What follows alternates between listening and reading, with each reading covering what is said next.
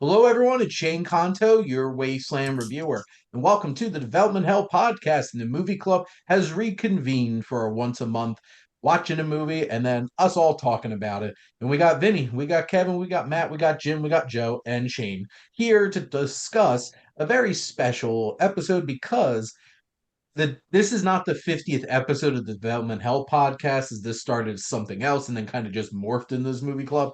But this is indeed the 50th film we have discussed on the Development Hell podcast. And this releasing the month of the Oscars, we always like to do a Best Picture episode. And we decided we were going to do the 50-year-old Best Picture winner, One Flew Over the Cuckoo's Nest. So, like I said, this is from 1975. So feel old that this movie is 50 years old. And we have in the fall of 1963, a Korean War veteran and criminal pleads insanity and is admitted to a mental institution where he rallies up the scared patients against the tyrannical nurse, which also half that synopsis is not information given in the movie. Like plop you in there. This is from director Milos Forman and of course stars Jack Nicholson and Louise Fletcher, who both won Oscars for this. This was a big winner at the Academy Awards. But let's do around the horn like we usually do. So, was this your first time, or how many times have you watched this film? And your general thoughts? Go, Vinny. So this was actually my second time watching it. I actually watched it for the first time over the summer because I had the book on my reading list, so I wanted to, and I always wanted to watch the movie, but I wanted to read the book first, so I read the book, loved it. I saw the movie, loved it pretty much every bit as much as the book. Um, I thought the performances were great. Obviously Nicholson and Fletcher are great. The actor who played hold on, I got the cast list up here. Oh, Chief Bromden, the guy who played him, Will Sampson. I thought he was great, as was Brad Dourif. Um, I thought the movie captured really well the book's theme, the book's theme about conformity and how in the location of the mental hospital, how the staff wants to keep the staff wants they want the residents to like act a certain way, and like and not do anything out of line. That they don't want them to experience anything. I thought the movie captured that theme really well. And but one other thing I liked about it was how like um like Louise Fletcher as Nurse Ratched. Like I liked how it wasn't like your your stereotypical, hard, really hard-nosed person, like overseeing a mental hospital. Like I appreciated how it was much more nuanced than that. Because yeah, like like you're rooting against her, but also like the way she plays the part. The way she plays the character in the movie, it's just like how it is in the book. Like, she's really, yeah, like you're rooting against her, but like she's also like really, at times you're like, yeah, like I can understand, like she's trying to like keep everything under control, even though she might not have the residences the residents best interests at heart. You think she does. Like she doesn't do like anything malicious towards them. So it's like, it's a complicated sort of character. So like because like you're rooting against her, but you also kind of understand where she's coming from. So that's one of the many things I liked about the movie. But yeah, all in all, I thought it was great. We're definitely going to have some interesting conversations about Nurse Ratched then. Uh, but how about you, Kevin? So this was my first time seeing the movie as well. I was surprised at how much of the plot I knew, and mostly because I did not know that the episode of It's Always Sunny that parodies this was a parody of this in particular. And I watched this with you and Joe, and we watched that episode as soon as Right we finished watching the afterwards. movie to do a little comparison. But yeah,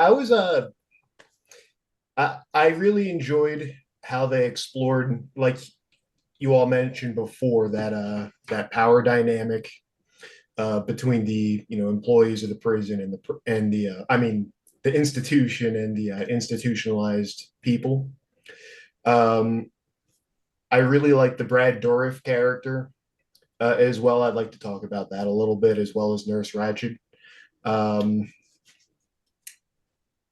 the Jack Nicholson character was a real bastard, but he was also fun to root for, just given the circumstances. I had a real good time with it. How about you, Matt? Yeah, I've seen this movie, I don't know, maybe like 4 times. I really like it. I think I'm not sure. I mean, I agree with everything that everyone has said so far. I think that the characters are fantastic. I think there's a reason why it got so many Academy Awards, like for acting and all this other stuff. Like, it's a great film. I think that uh, if someone want to maybe like double feature this movie, I think Girl Interrupted would be a good movie. I think that in that movie, there's a depiction of at least a small depiction of like actual like talk therapy that doesn't really happen too deeply inside of Cuckoo's Nest, which is unfortunate because maybe I don't know.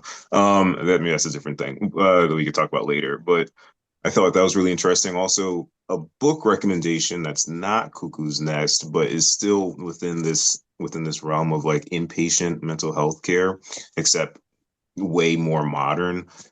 Still like abusive power dynamics happening, and maybe kind of like the practitioners and physicians aren't so different than the patients in terms of like the behaviors that they kind of like portray. But A Silent Patient, actually, Vinny, you recommended me that book. You remember Silent Patient? Hmm. Fantastic. But Yep.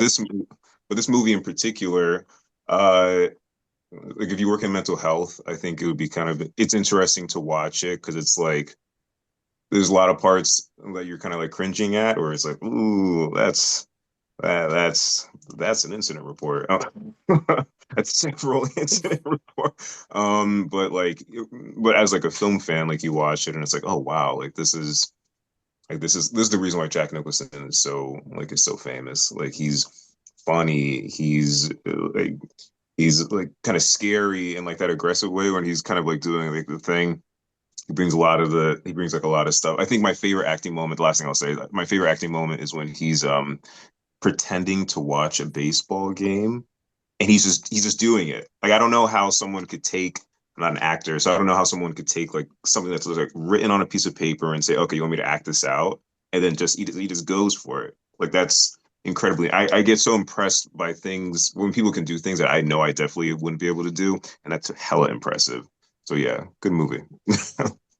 Which Matt and I, if you want to hear Matt and I's perspective on this specifically, I covered this for my Wasteland Vintage Roadshow because I'll get to it, but this is one of my favorite films. Matt and I recorded that back in October, so you could go check that out on the SPM Crew Podcasting Network. But how about you, Jim? Can you hear me, Shane? Yes. Okay. Um, two things to start out in response. I meant to listen to that episode you guys did, and I goofed. So I guess Oh, maybe that's good because I'm coming in fresh. And on Vinny's point, I expected the nurse to be way more tyrannical than she actually was. The words that are coming out of her mouth often make sense.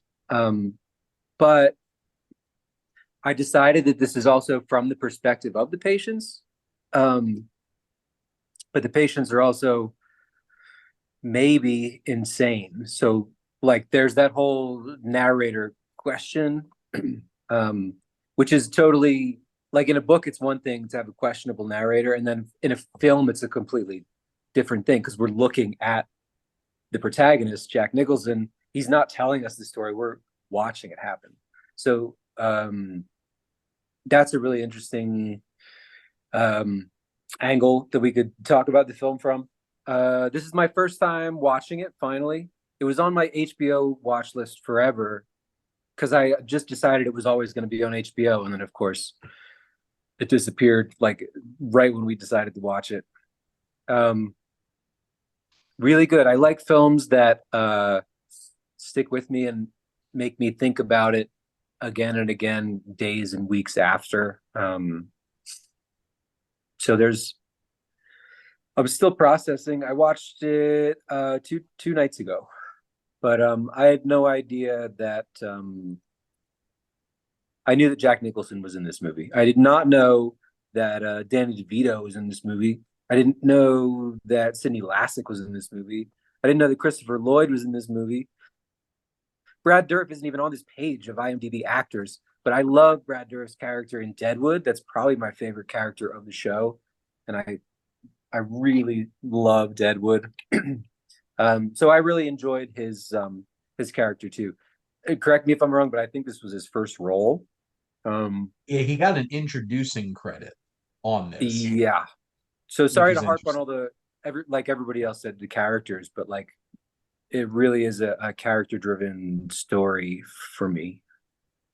That's They all. even they even spent like 7 months casting this movie in this really intense way to make sure that they got the perfect cast. But how about you, Joe?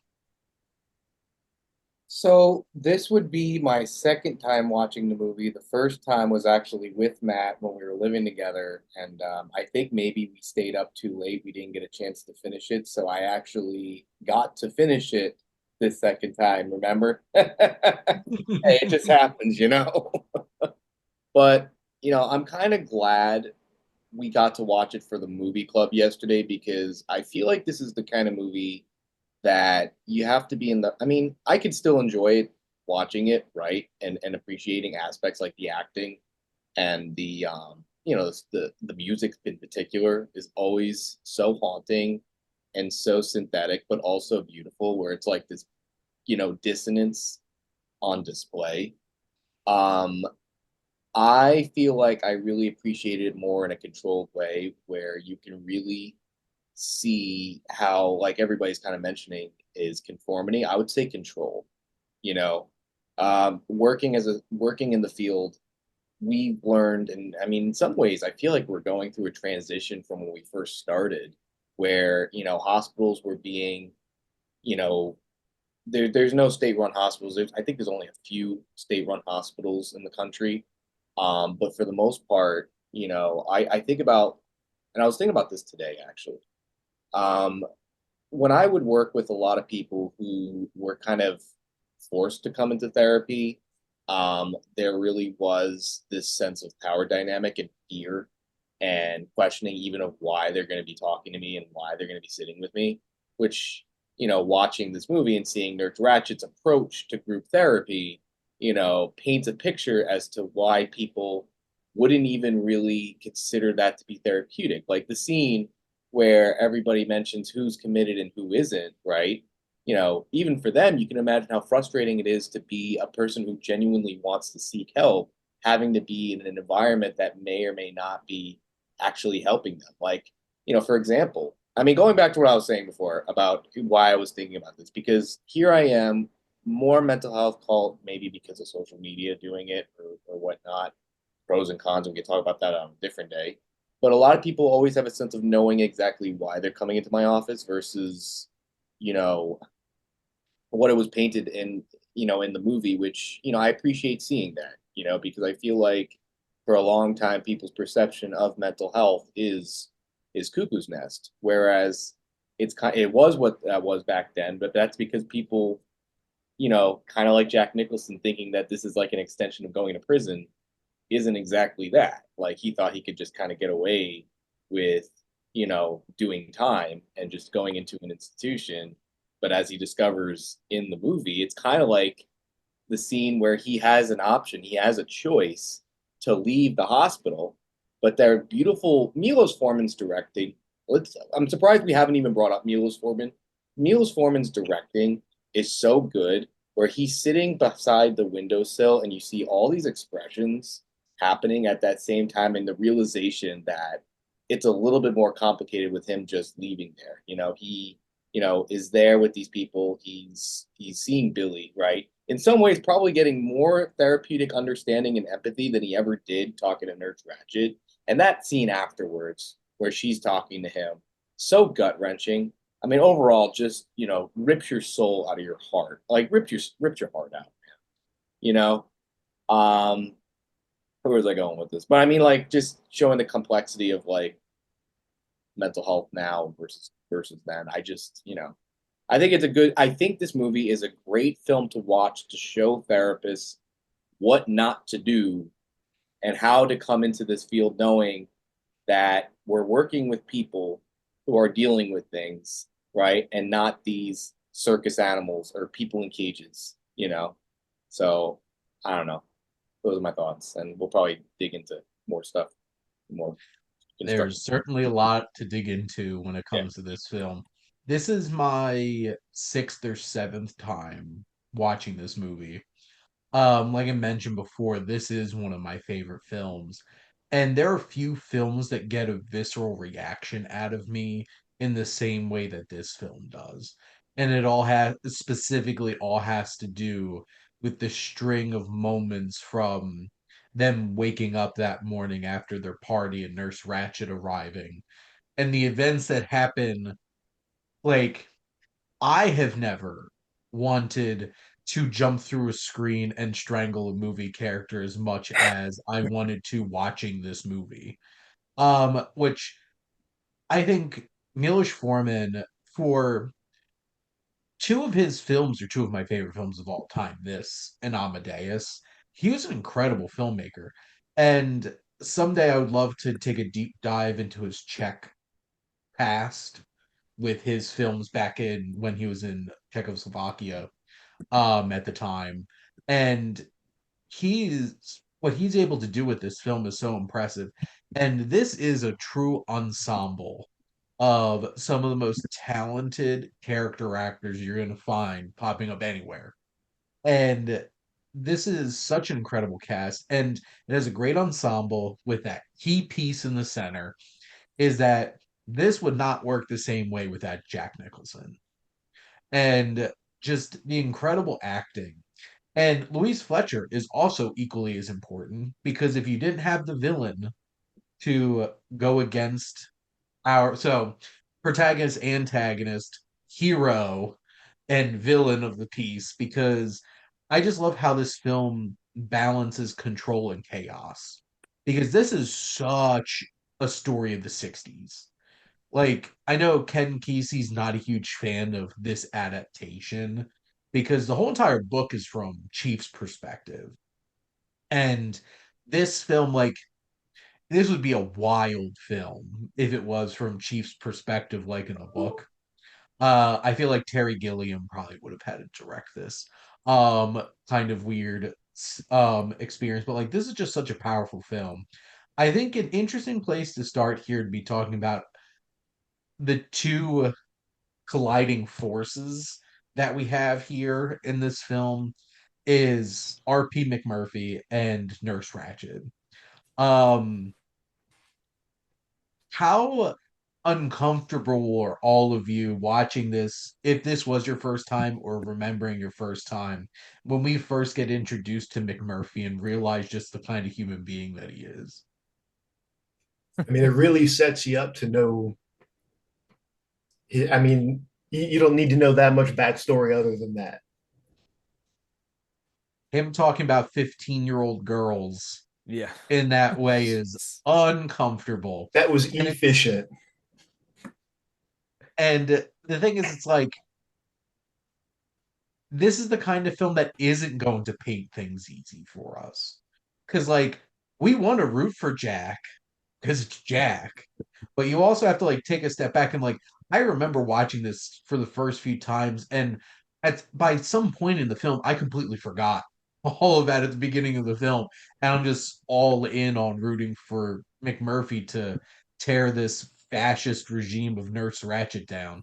Um, but, like, he's not a good person.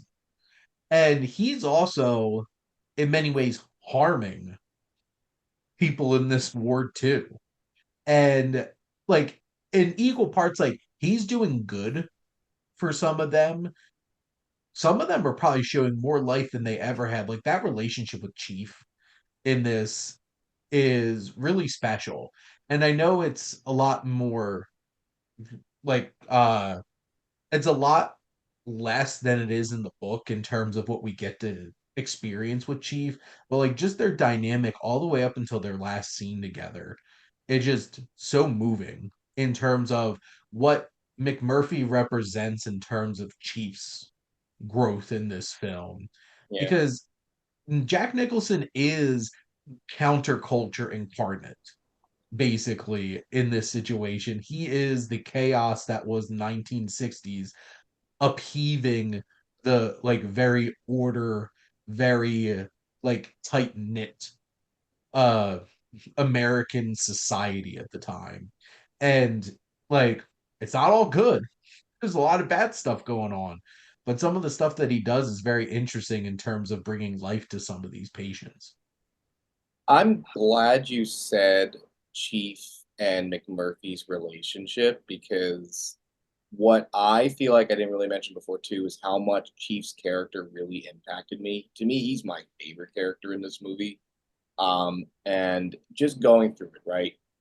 McMurphy comes to the institution. He comments on Chief being, 6 foot something, all, like his height, wanting to get a rise out of him playing basketball, just fascinated with this person, right? That as the movie's going along, the layers start to peel off of Chief, where you start to wonder, you know, there's something wrong with this guy, but something doesn't seem consistent with the way he's, going from being catatonic, right? Right, Matt, with the term, like he seems more like catatonic in ways, right? What would you say? Yeah, I think that because isn't it in the book that he also like hallucinates a bunch and he has a bunch of Right. like paranoia and stuff like that. Like that might be like being catatonic sometimes is like a subsection of some people's like schizophrenic like Yeah, experience. So yeah, so it might be because the negative symptoms. Yeah. I that's think why that's the I feel biggest like change from the book, real quick, is that I don't think Chief has the mental illness that he does in the book. Like the vibe that I get is very much he's there for different reasons, which is a very interesting choice because like he legitimately is there for a reason in the book, and you see all of this from his perspective. But I think how they went about this particular story and how he fits in there. But continue, Joe. I thought it was cool, right? And I was thinking along the lines too, whereas like he's not, there's something going on here. Maybe, and again, everybody's interpretation could be completely right. Maybe he was catatonic at a point where he doesn't know if that's just how it's going to be or if it's not going to be like that. That eventually he's just like, I'm just going to be this person because that's just how I am in this institution. But as he's getting to know Jack more or McMurphy more into the movie, when you get the juicy fruit scene, I legitimately, I don't think, I was like, whoa, I was thrown off, like it really caught me off guard.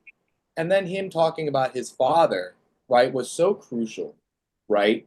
Because it really paints a picture as to why he shares this bond with McMurphy up until the very end. Like he's looking at McMurphy in the same way he kind of looks at his father, where, you know, in some ways, I guess you can argue that, with his father being a flawed character, having been drinking, in the same way that McMurphy's kind of a flawed character, you know, coming to that ending realization. I think I said out loud, like when he was lobotomized, I was like, could you imagine how traumatic that must be for Chief to have to witness this, having to see his father having gone from something similar to eventually seeing, McMurphy go through that.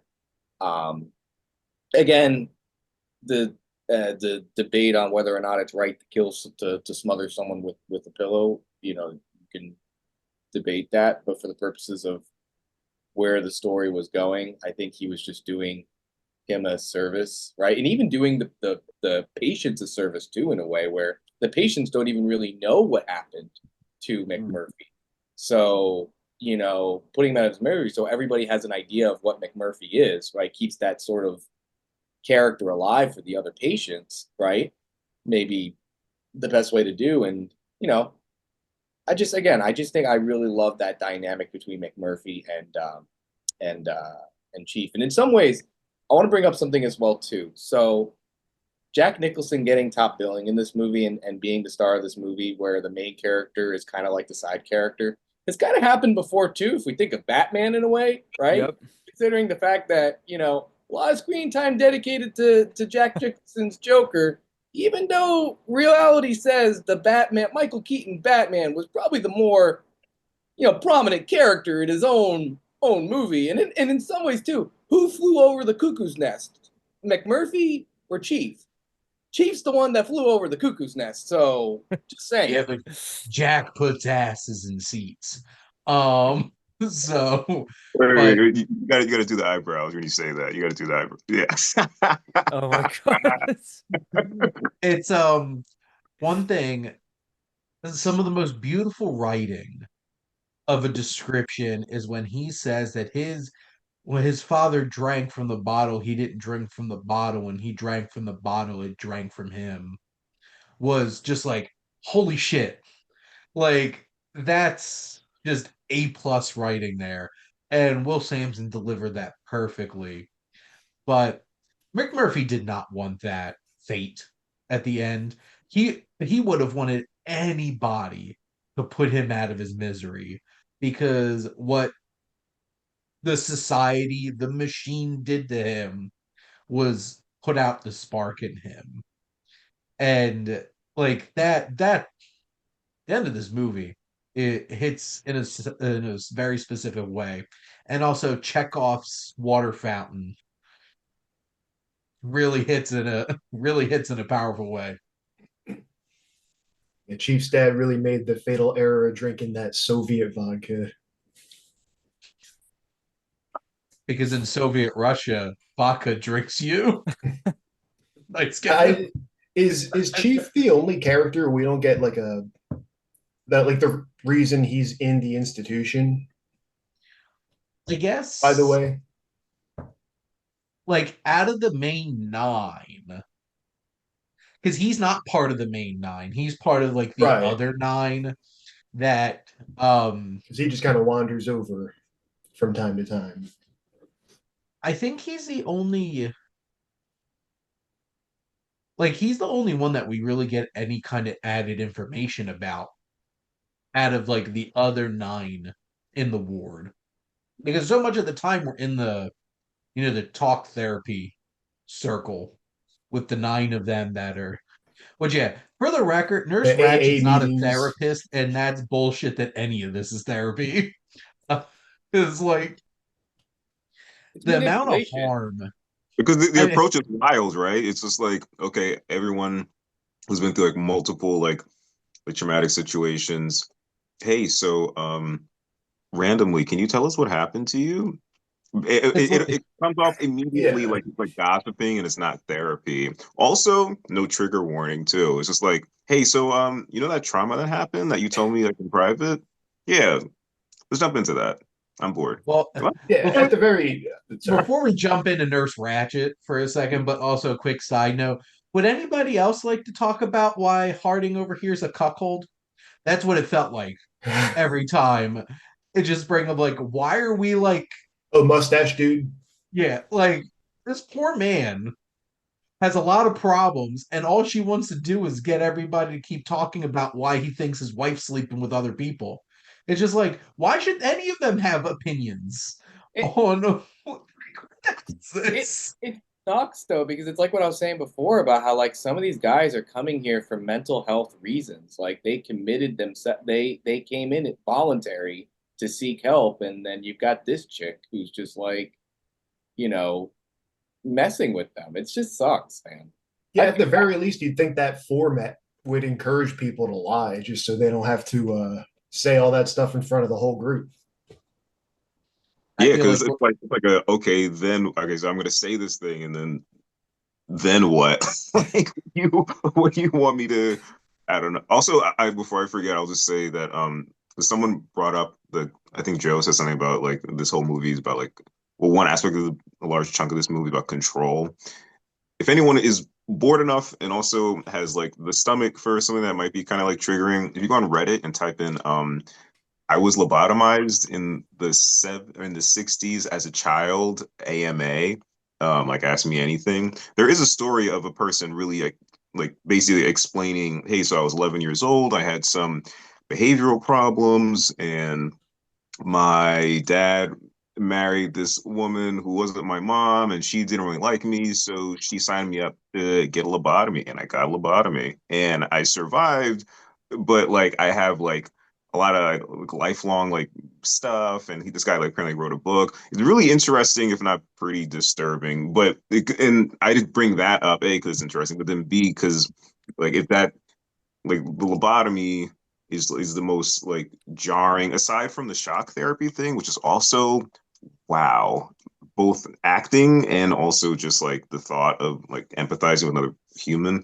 Like there's like the depiction of control in that way, where it's like, oh, so you're different, we can't, that you like if you stand out, we have to kind of like hammer that, and we have to hammer that to make every like, you need to like fall in line. You can't, if you don't fall in line, like they don't even like send him back to jail. I forget the reason why they don't send him back to jail when they're both thinking, when everyone, the treatment team is thinking like, hey, so he doesn't belong here. Why don't they send him back to jail again? I forget. Because Nurse Ratched is a prideful, like Yeah.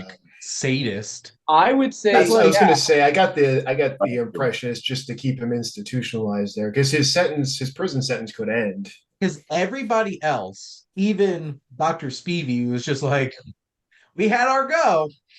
Like, take him back. And she's like, and I 100% believe it's pride. Like, she thought that, like, she could make a difference in that moment. And it's just like, that was so reckless. There is nobody in their right mind that thought that he should stay there. right. But that's interesting because what you said about her thinking she can make a difference, it makes you wonder what she was like when she started out, were like in nursing, like what like was she maybe more optimistic and compassionate when she first started out, and then when she got more and more exposed to these types of patients, maybe then that's what got her gears turning the other way, and thinking to herself, no, compassion doesn't work. We have to like treat these people as not people. I mean, it's just something that makes I don't know. It was something I was thinking about. If There's you guys one remember, thing I'm I a like beta. that idea. I'm really not sure. Um, there's one thing that she does that I can't get past the point of thinking that she at any point was doing good is the way that she acts to Billy. The fact that she keeps referencing like Yeah. holding his mother over, it's like your mother's one of my best friends. That's sick. That is effed up. And I'll say it like she has a very direct hand in what happened to that kid. And that is why, like, I legitimately think she's an evil person. And, like, I don't think this is like she has good intentions at all. This is about keeping control in this ward. And the way she is passive aggressive and controlling of all of the patients is disturbing. And the way that she, like, and it's the saddest thing is when, after Billy had sex for the first time, he came out of that room not stuttering. And the second she loomed his mother over him, he broke down and could barely speak again. And I'm getting upset thinking about this because this happens to me every time I watch this movie, is that she's an evil human being. The what she did to him is absolutely disgusting. And like McMurphy trying to strangle her is not right either, but I don't blame him at that moment. It was fun to It's watch. F around and find out. And it's really sad seeing like them all going back to normal, her with her neck brace still there, she like I'm assuming because nobody would say that she emotionally abused Billy before he committed suicide. Like she should not have her job anymore. That's so Definitely effed not. up. Yeah, it's like it's funny that that took away the heat, right? From the fact that someone committed suicide in the building, but the heat then gets shifted to McMurphy strangling her. You know, that's interesting that you brought that up because I was gonna also say, and I'm in agreement with you. I do feel like Nurse Ratched is kind of irredeemable. She wants to keep McMurphy there, in my opinion, because like she fascinates her, right? The same way it's like an experiment for her, you know. Like I think to her, this is really just about it's about control. She just loves the fact that she has this thing over these people, right? And she kind of and that's what gets her to kind of get off on that. That's just how I see it. Yeah, I said it yesterday. But Nurse Ratched and Billy's mom are definitely church friends. And because Passive she's aggressive, running that passive institution like a aggressive nun church running a friends that like Catholic to, school. yeah. Right. The She's just passive, missing the ruler. I hated her. Mhm. She played that part real well. I can see why she won Best Actress for that. Yes. Oh. Which also category fraud because she's definitely not a lead actress. But the Academy does that all the time. I guess who Um, else would you give that to in this movie though? There really well, weren't not that every many movie. females. Well, here's the thing: not every movie has a lead actress. That's true. Actually, most movies don't. Um, except for many romances and stuff like that. But Jim, what were you gonna say? No, I was just making sure that I could mute myself and unmute myself. But Okay. I pulled up a chart of alignments because I was like, we keep talking about how She's Nurse awful Ratched could evil, isn't be, she? she's if she represents control, Jack Nicholson's character Murphy could be chaos. And I was like, I was just pulling up the chart to see like where they might fall in terms of character alignments. So if Nurse Ratched is lawful evil, is that does that make McMurphy chaotic good? Because Shane, you brought up a good point. Like he's not a great person. I would say More at the Neutral. best, chaotic neutral. Because like It depends on there if could, he's in or out of the hospital. there could be an argument made that he's kind of chaotic evil. Like this is a statutory rapist we're talking about here. Like I do legitimately think he cares about Billy by the end and Chief.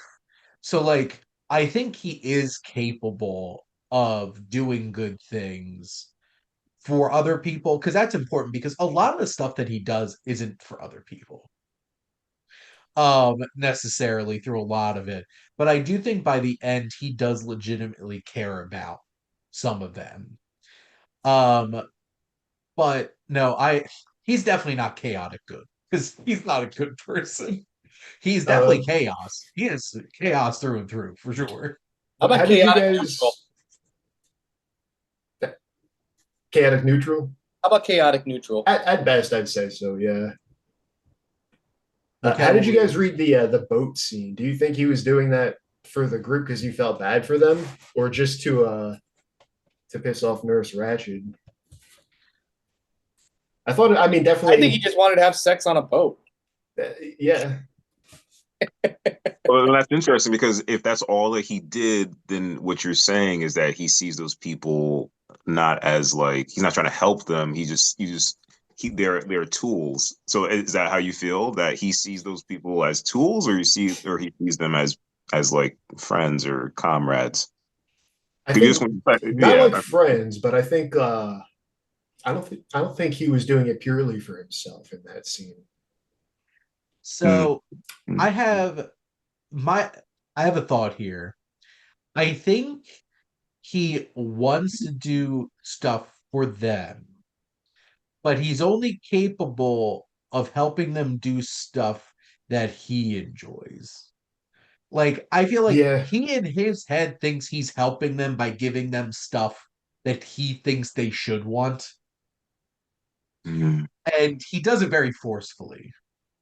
Like, I think on some level he's like, wow, these people really need to get the hell out of here and do something. And he thought, let's go out fishing. That's a great idea. And did some of those pay? Do I really think that some of the patients benefited from the boat, the basketball, the party, stuff like that? I think I do on some level. I think some of them are better off that McMurphy came into their lives.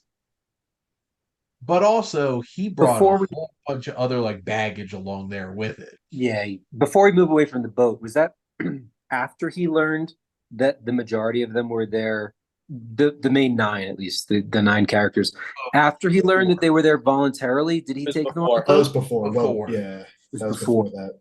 Before. So I think he was under the impression that they're all stuck in there too. And like, we need to get them out. See, that's how I read it. Because I don't know, it was hard to tell what his motives were there. A little Yeah. bit. Yeah, because it wasn't until probably like late second act, I think, that he finds out that he's one of the few that are forced to be there, including Christopher Lloyd, which I am not shocked that Tabor was there forcefully because there's some evil. There's a little bit of evil behind Christopher Lloyd's um stares and stuff like that in this movie for sure. So it's funny you say that because I was going to bring this up when you mentioned the boat scene. It actually is one of the few things I don't like in the movie, and it's a personal thing that really bothered me. Like, there's a music cue when Taves is trying to get on the boat, like he almost slips out the boat, and it's like the Hawaiian ukulele sound. And I was like, Jesus Christ, this Academy Award winning movie is doing something out of a Tom and Jerry cartoon. Like, I don't know. To me, that just like, it's one I know the thing moment. that really pissed me off. I was like, great, they're doing that. But no, you're right. I think Taves is straight up lunatic. But like the realization for Jack, I think, came when he was in the pool and he's talking Yes. about how he's going to be getting out of here 3 to 4 months when he gets evaluated in the Washington's like, you're here until we let you go. Mhm. Which I know, quick side thing. I know I brought this up when Matt and I discussed this. I think it's very intentional that all the orderlies are black men. And I think it's very important that the way they act that way. And I think the film, in many ways, like the book, is trying to look at power dynamics in society as like, this might be the only time in those men's lives where they have that kind of control over people. And I think it goes to specific places because they're not like, I think they're a little quick to, exert some force over the patients and stuff like that. Except for Well, until they F around and find out and then have to go toe to toe with Chief, um, who's enormous. But I think that's a really interesting thing. And timing wise, like this film came out in the mid 70s still. And this book was written in the 60s, like the height of uh civil rights movement and stuff like that. I think it's very interesting. And also like they're not the fun jobs to have at a place like this. And I think it's like they're the ones that not a whole lot of people would want to have that kind of job. I know a lot of you know that my wife is a BCBA and works with kids with autism. She used to work with high schoolers. Kids my size would like punch her and stuff like that.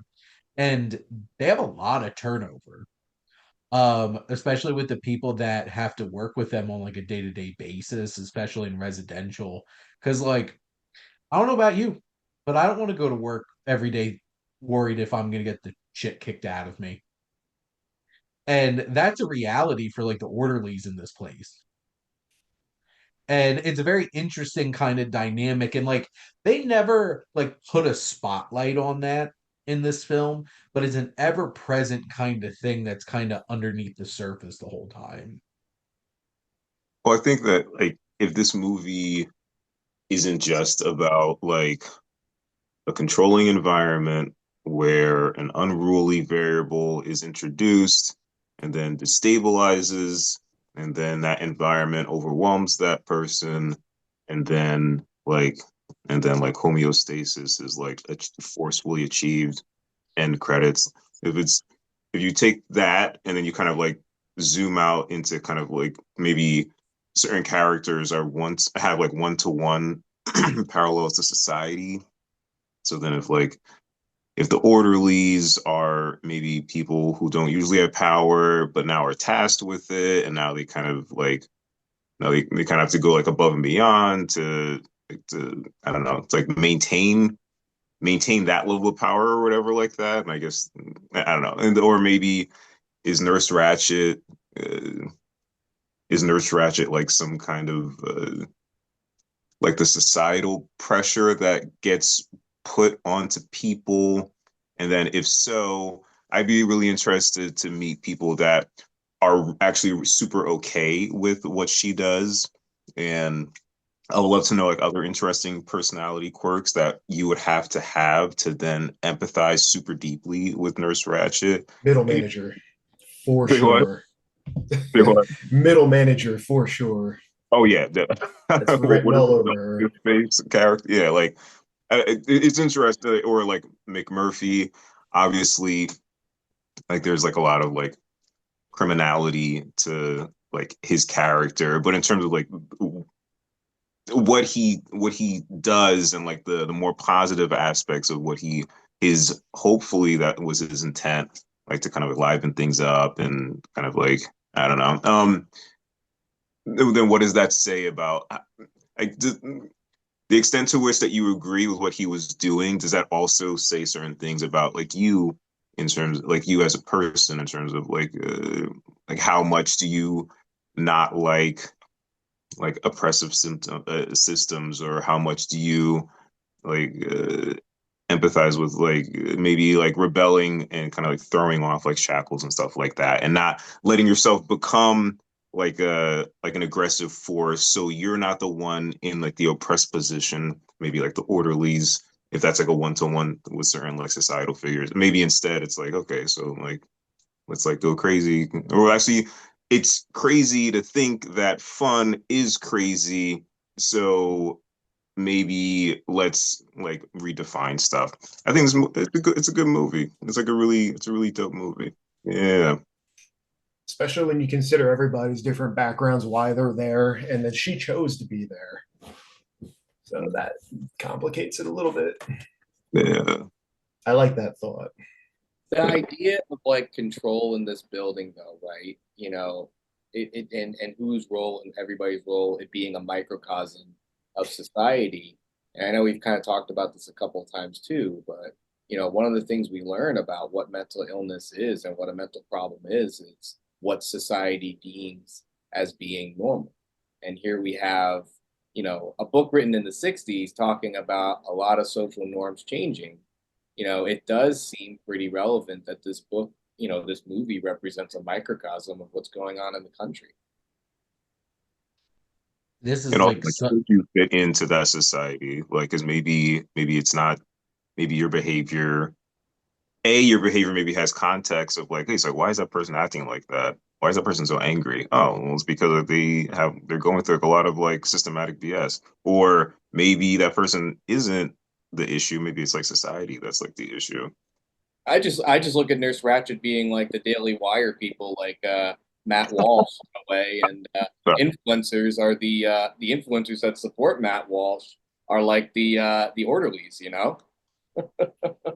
that the prove me wrong guy or like Well, he's like the yeah, perfectly wrong guy. They hang out with Oh, each other, but he's got like a big beard. He made this movie about DEI being I'm BS. not He's a racist. nut. maybe I don't know who he is.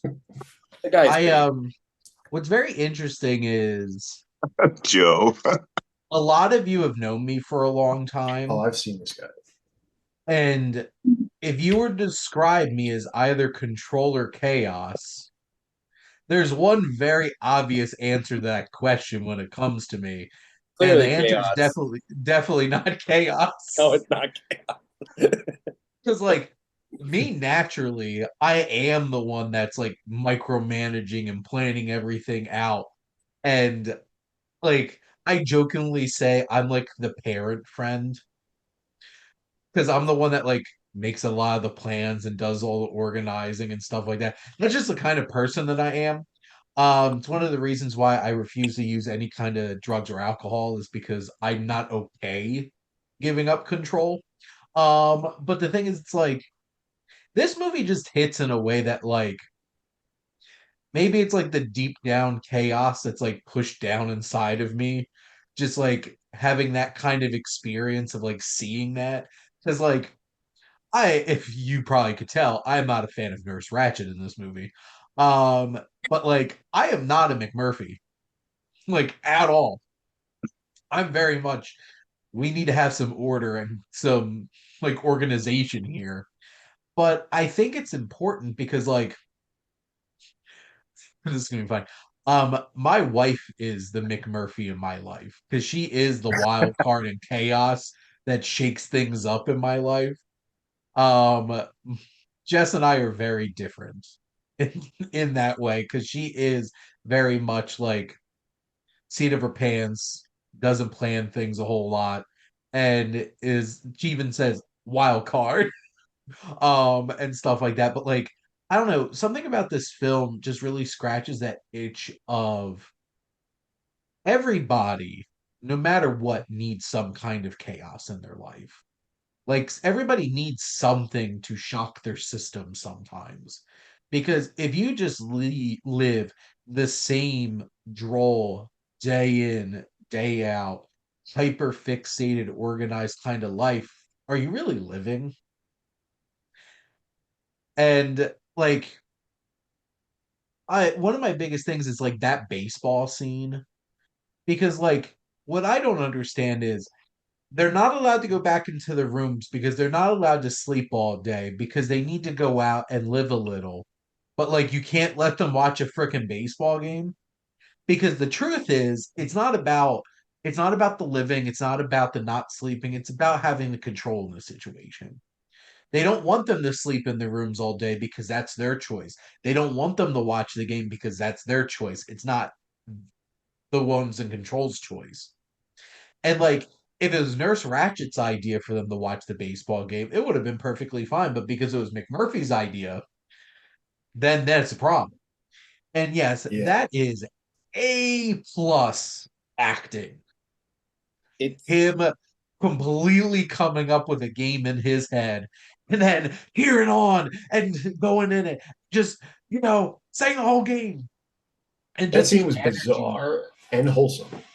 It just it's so great and it says everything to look on Nurse Ratchet's face because in that moment she's realizing she's losing control because all of them get rallied behind McMurphy, like cheering on the game and stuff like that, and really getting into it. Also, side note, what a tiny ass TV they have in like the top corner of that space.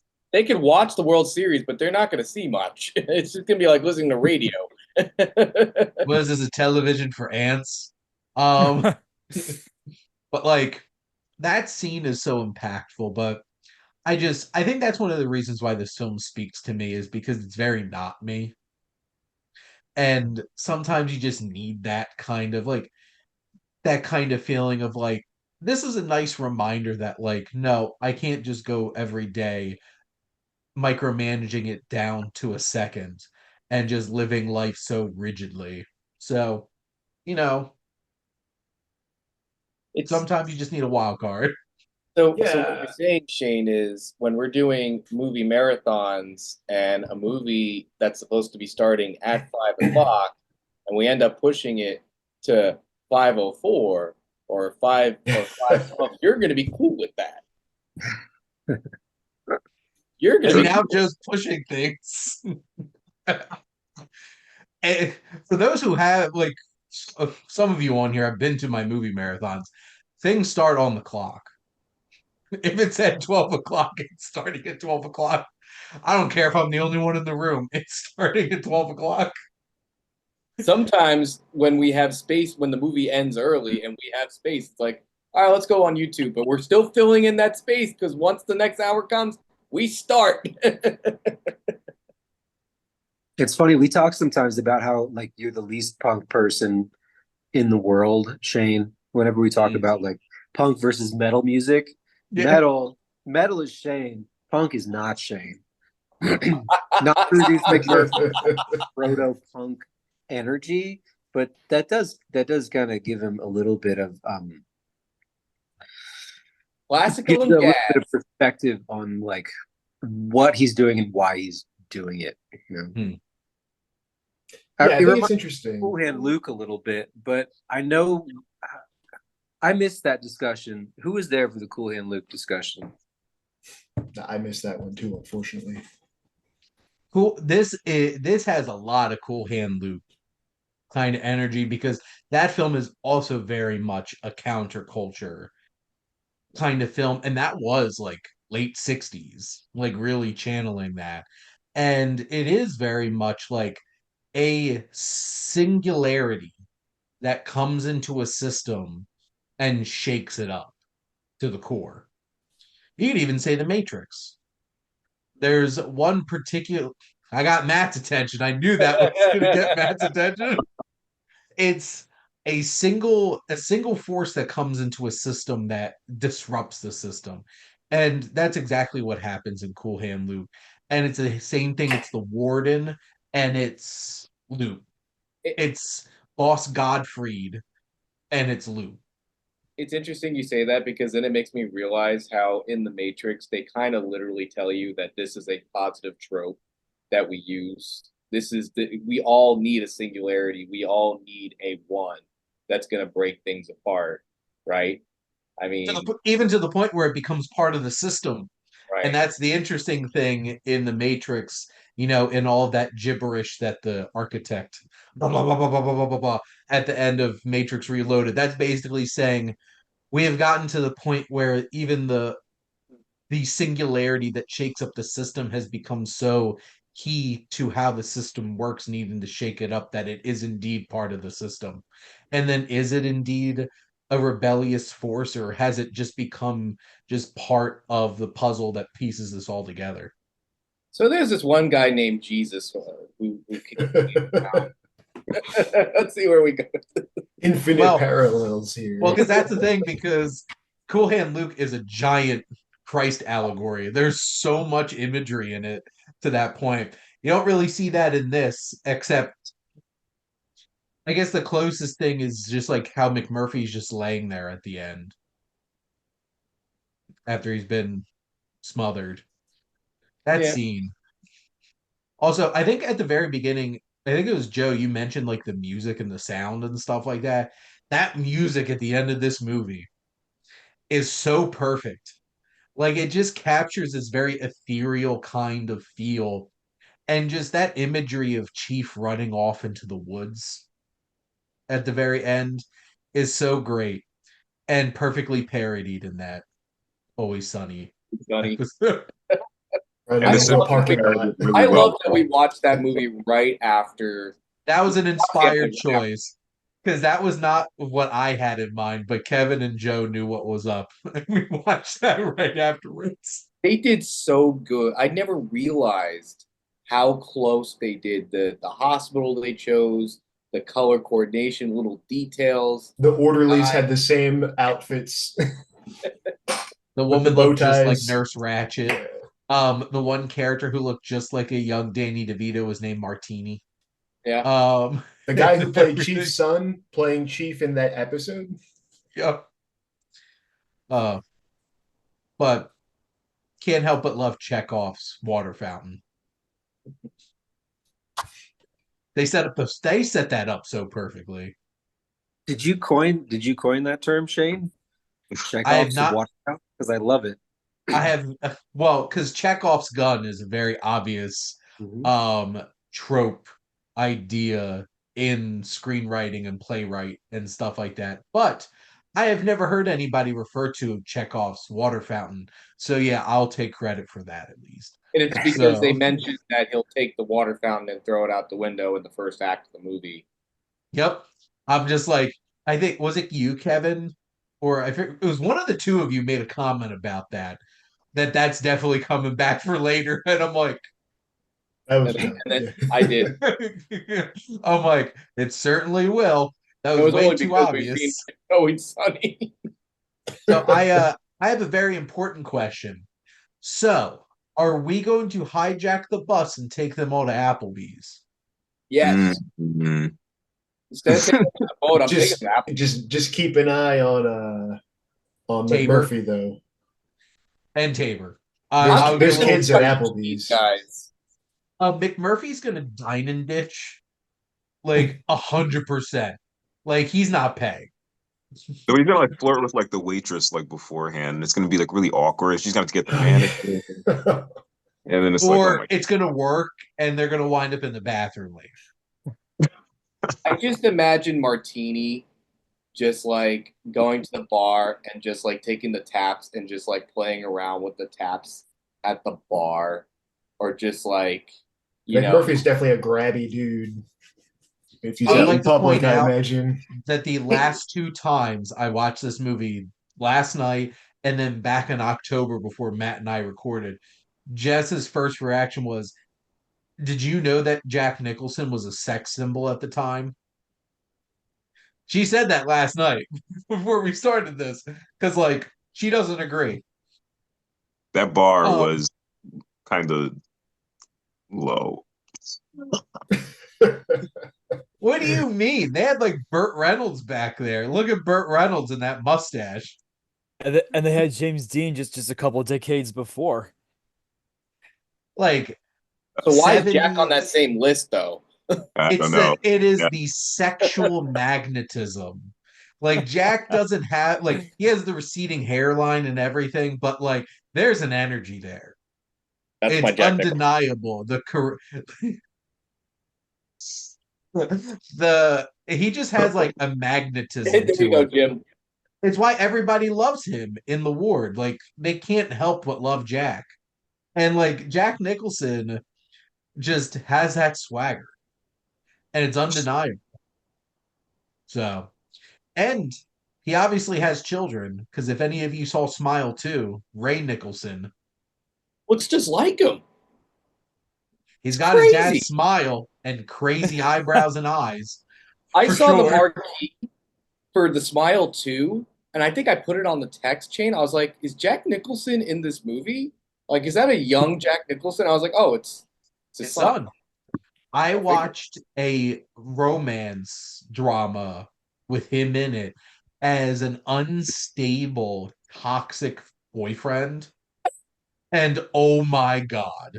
So they wrote it for Jack Nicholson, and they were like, all right, let's go hire his son. And I'm just like, holy shit. Like, he doesn't quite have the same kind of charisma as his dad, but like, you could see it. He'll grow into it. Did Stanley Kubrick never direct Jack Nicholson? No, he did in The Shining. I really thought this movie was directed by Stanley Kubrick going into it, by the way. I told Jess I always get this mixed up with Clockwork Orange because I had seen neither. Ooh. Can you imagine Kubrick's Cuckoo's Nest? I can. Actually, you know what? I'm gonna put that in my back pocket. That's going on my spreadsheet for my next what if. I feel like Um, he wouldn't cast Tabes, Christopher Lloyd. Like he'll take away the humorous aspects of the movie. Like he won't cast Danny DeVito or Christopher Lloyd in that but like movie. his movies are funny in just a Fucked up weird way. way. Yes. And you know what? I am legitimately going to do that. If any of you are interested in joining What If Kubrick's Cuckoo's Nest, we'll plan that out for later because I think that would legitimately be interesting to think about because Milos Forman beat Stanley Kubrick for Best Director at these Oscars for Barry Lyndon, the first Oh, film we did for our movie club. Came full circle. So Barry Lyndon won a couple of technicals like cinematography and I think production design and stuff like that. But no, this one all the big ones. This one screenwriting lead, actor and actress, director, and picture. Mhm. It is So crazy that we never put Milos Forman in the same sentence as like Kubrick or Tarantino or a lot of these other directors. Like he's always in the background, but he's directed so many great movies. I I'm think trying to it's think of just what else I might have seen by him. I'm not sure if I he think it's Amadeus, a Man I on the think Moon, it's he did, right? yeah. He did I Man think on it's the a Moon. Oh, I Amadeus. yeah, I think it's a lack of body of work.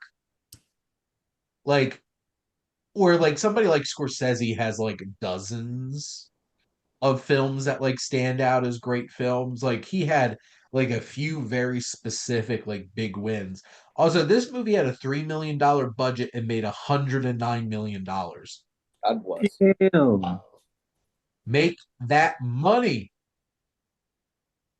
Michael Douglas, who produced this, was very happy for sure. Hmm. I'm trying to see the section on IMDb. There it is, about awards. So yeah, this did indeed win 5 Oscars and lost. Brad Dourif was nominated for Best Supporting Actor, which Mhm. like I could have easily given him that win because he was so good. And honestly, this could have been like The Godfather, where you could have just given 3 of those slots to some of the supporting actors, and there's like Will Sampson. Who Um, who did Brad Dourif lose to? when I looked it Yeah, up, I'm like, who actually. the hell is that? Even like it was a film I wasn't even familiar with. It definitely is not a performance that has stood the test of time, and Brad Dourif should have won. This was nominated for cinematography, but lost to Barry Lyndon, which that's understandable. This lost Best Music Original Score and lost Best Editing. So like this had a lot of nominations, but won 5. And yes, this was indeed the first film to sweep the 5 major categories, and was the Second. first. Hmm? It was a Oh, second movie. sorry. The first one was It Happened One Night. Yep.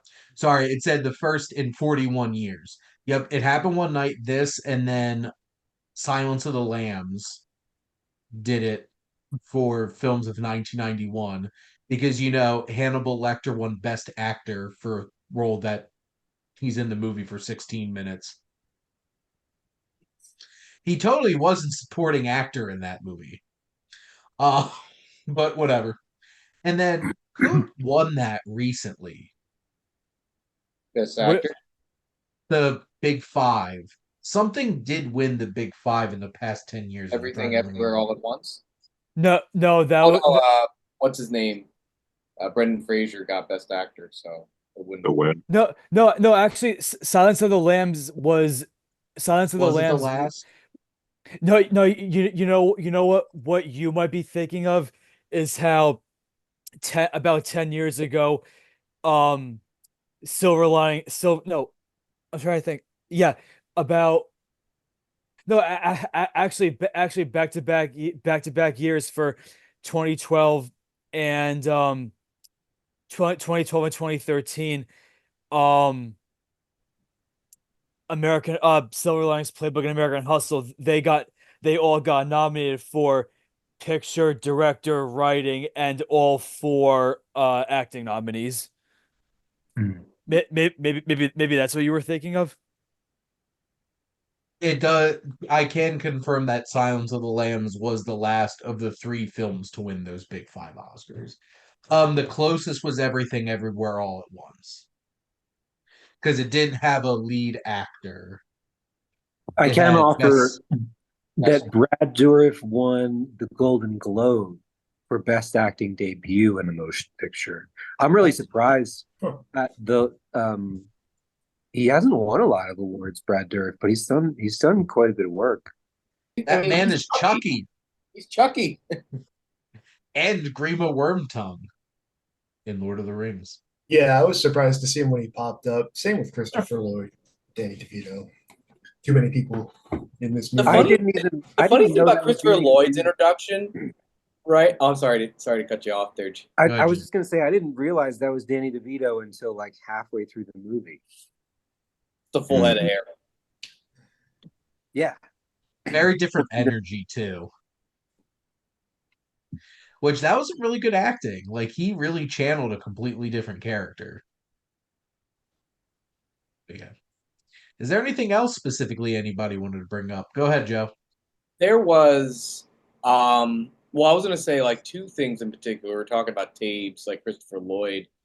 I always love how he's introduced. Like it's like they have the group, but you don't really see him, and then the camera just like goes straight to his face, and like there he is. Like, oh, there's Christopher Lloyd. Like everybody else is like a moment where you could kind of like see them in the group, but it's like I don't know. That's just how I always. That's why it's Well, always so interesting. I think it's a thing of hindsight because like was Christopher Lloyd a really like well-known actor at the time? Not really. Maybe, So like but to now that you us, it's mention like, it, oh my God, it's Christopher Lloyd.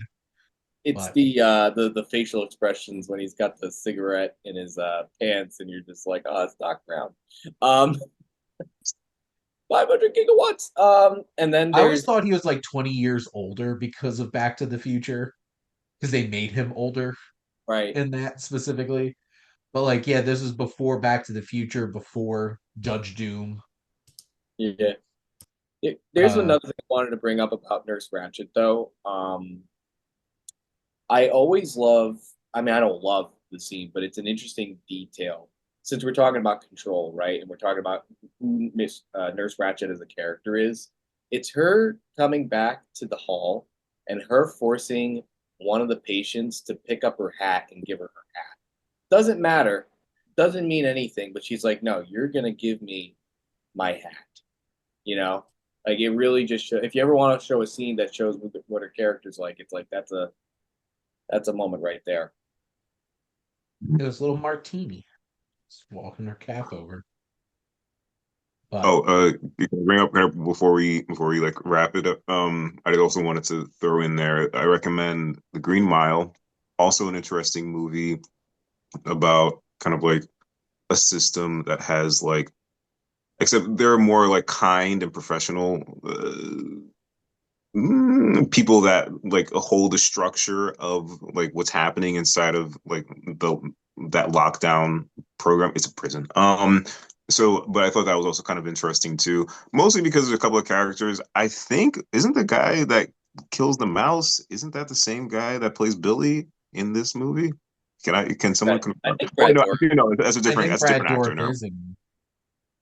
Maybe it might be a different but in any event, definitely highly recommend that. Also, if anybody like your YouTube fans like watching this movie, like, oh, like I want to see a movie that depicts how like mental health treatment and like inpatient like settings looked like a super long time ago. It's like really brief, but towards the beginning and definitely towards the very end of Amadeus, like you see what is the guy's name? What is the guy?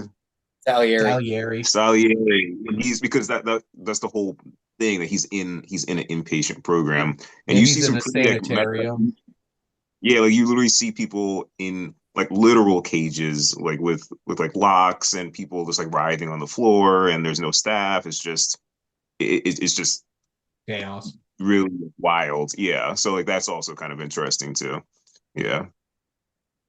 If I had a nickel for every time Milos Forman directed a movie set in an institution, I'd have two nickels. I mean, I don't think doesn't seem like that much, but it's very interesting that I have two nickels, you know? I just wanted to go back to Matt. I think you asked a really interesting question about Nurse Ratched and like the kind of viewers that would gravitate towards her, or maybe like her at the beginning, and then not realize until later in the movie kind of what she is or what she represents. For me, it was like the patience with which she fielded these insane people. That was what kind of made me think, oh, this isn't the character that I was expecting from reading the IMDb blurb or whatever. But also, I don't think I really had a historical sense of how mental illness would be treated in even between the 60s and 70s, there was probably quite a difference in the US. There was a lot changing in treatment and recognition of mental illness between, you know, even just those 2 decades. But I think that was part of it. I didn't really have a reference for like how people with mental illness would be treated at the time. And I think that really colored my my first impressions of this movie. That's all that I No, would say. no, that's definitely dope. Because when you think about it, like it's not like she uses at least like the mask of like professionalism like really really well. Like she doesn't go so outside the lines where it's like okay, so this person is like like, I don't know, like a character in like a comic book or something like that. She's not like I don't know, like sleeping with any of the patients. She's not like hitting anybody. She's not like she's just really really like uncompromising. And when you do that, like you might not get like the great like people aren't gonna like you. Like she's like other stuff too, but she's like really like uncompromising and like what she wants. So she kind of comes off like it's more than just cold. It comes off kind of like it's like a different kind of like hurtful. But her kind of hurtful. It's not. She's not evil. Or maybe I guess someone can make an argument if she's evil, but I don't know if she's evil. I just think she needs a different job. I think it's Yeah. like it's subtle, it's passive aggressive, it's very much reserved. So like Jim, I could definitely expect like the reputation of this going in and her being like this yelly kind of like outwardly abusive person. It's the little things that keep building up and building up, and just her way she interacts with the characters. Like she's not Dr. Chilton from like Silence of the Lambs, who you can just tell from the second he's on screen that he's just like ugh, this disgusting human being that you want to have an old friend for dinner by the end. Or But the like the boot camp sergeant from is it Full Metal Jacket? I Jacket, can't yes. remember the name of the character. Arlie Ermey's character, who's just like, I didn't know they piled shit that high. And just like all that kind of stuff. No, it's the way that like quietly abuses these people and manipulates them and has control over them. That's chilling.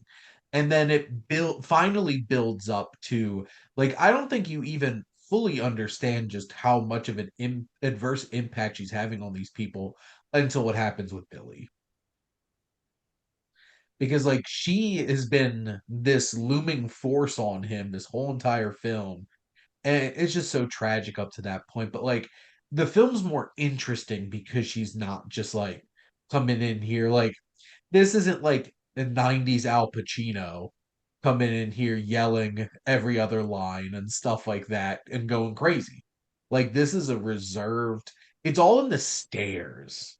Like Louise Fletcher, the way her eyes and how she's like you really see it when she's looking at the stuff that McMurphy's doing, and her reactions to it are just like she's not about this and she's ready to do something. And like there's some level I think like noticeable satisfaction when he didn't get the votes. Like she seemed kind of pleased about it. And it's just like those little things. And that's what makes the film interesting. Because like if she was a cartoon character, this movie would not be as interesting as it is. But funny enough, though, about the whole thing with the vote, she added a rule, and everybody just bought into that. Oh, true. Well, because she has control. Yeah, Yeah, that's she found a way to common. add more control. Like she She doesn't moved the yell. goalpost. Yeah, I mean, listen, it's funny. Like we talk about her, maybe she would be better if she had a different job. She loves her job. She loves She bullshit. absolutely loves her job. Yeah, because because she loves it doesn't mean that she should be doing it. Exactly. Exactly. There's other people loving their jobs right now, and the question is, should they Like have Trump. said job? I Yeah. I wasn't gonna say it out Oh, loud. let's just say it. Out So loud. tonight you are Don't the read the comment section. Yeah, Shane. she's got CEO energy for sure. And what I was going to say is, she definitely doesn't. I don't think she sees herself as evil. Uh, I think she definitely doesn't. Um, but I will say, as somebody who works, I'm not a medical professional, but I work in the healthcare field. She is like so many hospital administrators that I've had to deal with, hundreds and hundreds of them, minus the medical malpractice that she's doing. But just that need for control over anything else. Kind of like how a corporation is run. It's like, well, we got to do this for the sake of the bottom dollar. Uh, it's kind of how she's running it. Like, I work here, so follow the rules or get out. It's all That's about how the earnings. and that's how she's running it when these people are supposed to be receiving therapy. So it's very familiar. And I like how you were bringing up earlier, Shane, how you're like, I see in myself a little bit of control. She doesn't have that level of self-awareness to see what she's doing to other people. She just feels that she has to stick to her procedure and that's it. And ultimately, that gets Billy killed, as we discussed. But yeah. She seemed she was the most accurate character in the movie to me. To real life. There you go. Well, we certainly had a very thorough discussion of One Flew Over the Cuckoo's Nest, and this is our 50th film, which is extremely exciting. I remember starting this movie club because I wasn't getting the chance to hang out with my friends during COVID, so this gave us an excuse to, watch a movie and come on here and talk about a movie, and we've grown since then, and every so often, Alex isn't on as much with us anymore, but he was there at this podcast started as Matt, Alex, and I, which was interesting and kind of evolved from there. But I feel like you tagged me in, but my wrestling knowledge is not thorough enough to make a good joke here. Jim got tagged in and he's committed now. So this is our wrestling stable, the movie club. So there you go. See, I could run with that because I do watch a lot of professional wrestling. But from Joe, from Jim, from Matt, from Kevin, and Vinny, who had to skip out a little bit early, and from Shane, thank you all for all of the support and for always tuning in and supporting the movie club here on the Development Hell podcast.